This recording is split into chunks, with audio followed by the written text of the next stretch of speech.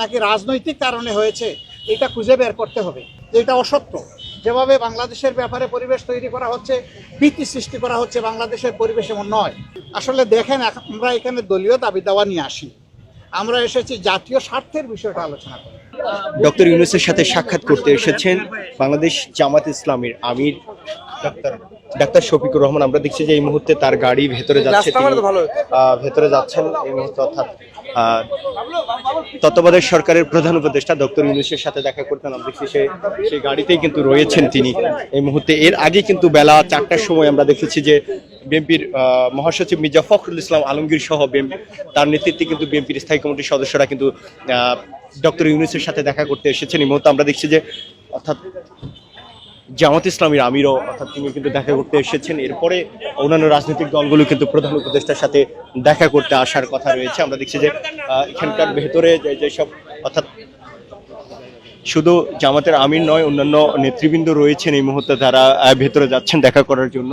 আসসালামু আলাইকুম, কেমন আছেন আপনারা সবাই? আলহামদুলিল্লাহ। আপনারা জানেন জাতীয় জীবনে একটা টার্নিং পয়েন্ট এখন চলছে। আমরা প্রধান উপদেষ্টার দাওয়াতে এখানে এসেছিলাম। এখানে ওনারা ইনভাইট করেছিলেন বর্তমান পরিস্থিতিতে দেশকে সামনের দিকে এগিয়ে নেওয়ার জন্য আমাদের করণীয় কি, সেই বিষয়ে আলহামদুলিল্লাহ আমাদের মধ্যে আলাপ আলোচনা হয়েছে। দেশ আমাদের সবার, দেশ বেঁচে থাকলে, ভালো থাকলে আমরা সবাই বেঁচে থাকবো এবং ভালো থাকবো। এই ক্ষেত্রে সমাজের সকল সেকশনের মানুষ আমরা যদি সমবেতভাবে কাজ করি, ইতিবাচক মনোভাব নিয়ে পরস্পরকে সহযোগিতা করি, এখন যারা দায়িত্বে এসেছেন তাদেরকে সহযোগিতা করি, তাহলে দেশ একটা শৃঙ্খলা এবং সৌন্দর্যের ভিতরে আসবে আমরা আশা করি। তা আমরা এখানে বিগত আন্দোলনে যারা নিহত হয়েছে তাদের শাহাদত কামনা করেছি, তাদের জন্য দোয়া করেছি। যারা আহত হয়েছে তাদের প্রতি সহানুভূতি এবং তাদের সুস্থতা কামনা করেছি। আর দেশের বিভিন্ন বিষয় নিয়ে ভালো মন্দ এগুলো আমরা আলোচনা করেছি যে আমরা কিভাবে সবাই মিলে আগাতে পারি। এটাই ছিল মূল কথা। নির্বাচন নিয়ে কোনো কথা হয়নি। আর দেশে যে বর্তমানে যে অস্থিতিশীল একটা পরিবেশ তৈরি হয়েছে, বিভিন্ন জায়গায় সংখ্যালঘুদের উপর হামলা সহ বিভিন্ন ধরনের অস্থিতিশীল পরিবেশ। দুইটা প্রশ্ন, একটা সংখ্যালঘু, আরেকটা নির্বাচনের সময় কতটুকু দিতে চাই। নির্বাচনে ওনারা কেবল বসলেন, মাত্র 4টা দিন হলো। আমরা ওনাদেরকে দেখতে চাই যে ওনারা কিভাবে জাতিকে নিয়ে আগাতে চাচ্ছেন, সমস্যাগুলোর আশু সমাধান কিভাবে করেন। এরপরে যৌক্তিক সময়েই এটার সমাধান হবে বলে আমরা আশাবাদী। এখানে কোনো সমস্যা হবে এটা আমরা মনে করি না ইনশাআল্লাহ। যে বিভিন্ন দিক থেকে অনেকে ষড়যন্ত্রের কথা বলছেন, আপনারা সাংবাদিক সমাজও হয়তো বা এটা উপলব্ধি করছেন। এটা ট্রু যে বিশেষ করে আমাদের এইখানে বিভিন্ন ধর্মাবলম্বী মানুষ যারা আছেন তাদের উপর বিভিন্ন জায়গায় কিছু হামলা হয়েছে, কিন্তু হামলাটা ধর্মীয় কারণে হয়েছে নাকি রাজনৈতিক কারণে হয়েছে এটা খুঁজে বের করতে হবে। ইতিমধ্যে বিভিন্ন ধর্মীয় সম্প্রদায়ের যারা আছেন তারাই বলেছেন যে সব মামলাকে ধর্মীয় মামলা বলে চালিয়ে দেওয়া যাবে না। এখানে একজন রাজনীতি করত, সে রাজনীতির ক্ষেত্রে হয়তো বড় কোনো অপরাধ করেছে, মানুষের ক্ষোভের জায়গা থেকে তার উপরে প্রতিশোধ নিয়েছে, এটাকে আমরা ধর্মীয়ভাবে নেব কেন? এটা আমাদের দায়িত্ব না। এটা তারাই এখন প্রতিবাদ করছেন।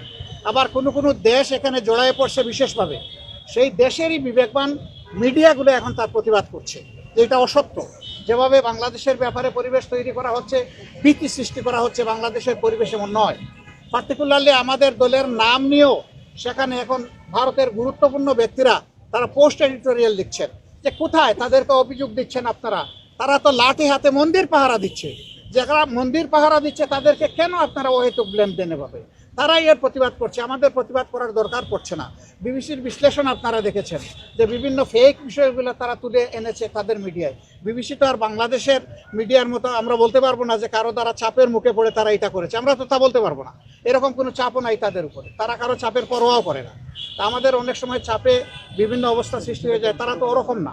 সেই হিসাবে আমরা আশা করি যে বাংলাদেশে কেউ ওরকম পরিস্থিতি সৃষ্টি করতে চাইলেও, কোনো ষড়যন্ত্র করতে চাইলেও জনগণের ঐক্যবদ্ধ প্রতিরোধের মুখে কেউ টিকবে না ইনশাআল্লাহ। আসলে দেখেন, আমরা এখানে দলীয় দাবি দাওয়া নিয়ে আসি, আমরা এসেছি জাতীয় স্বার্থের বিষয়টা আলোচনা করি। সেই জন্য দলীয় বিষয়গুলো তো আছে, এগুলো থাকবে। আর বড় কথা হচ্ছে যে কেউ আমাদেরকে নিষিদ্ধ করে দিলই বলে আমরা নিষিদ্ধ হয়ে গেলাম, এটা আমরা মনে করি না। কারণ শেষের দিকে সরকার এমন অনেক ভুল কাজ করেছে যেটার মাসুল হয়তো এই দেশবাসীকে দিতে হবে, সরকারকে তো দিতেই হবে, এটার বুঝাই দেশবাসীকেও টানতে হবে। সেই রকমই একটা বিষয়। আন্দোলন যখন তুঙ্গে তখন আন্দোলনকে ডাইভার্ট করার জন্য জামাতে ইসলামীকে হঠাৎ করে নিষিদ্ধ ঘোষণা করে দেওয়া হলো। এটা সারা জাতি এই মতলব বুঝে, জাতি এটা গ্রহণ করে নাই বলেই আলহামদুলিল্লাহ রাষ্ট্রের সকল গুরুত্বপূর্ণ স্তরে এখন জামাতে ইসলামী সহযোগিতা করে যাচ্ছে এবং রাষ্ট্র আমাদেরকে অনুরূপ করছে।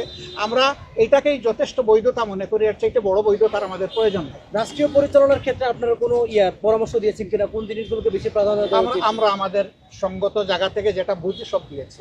সহযোগিতার আশ্বাস দিয়েছেন? অবশ্যই আমরা সহযোগিতা। সরকার শুরু হলো, আজ তাকে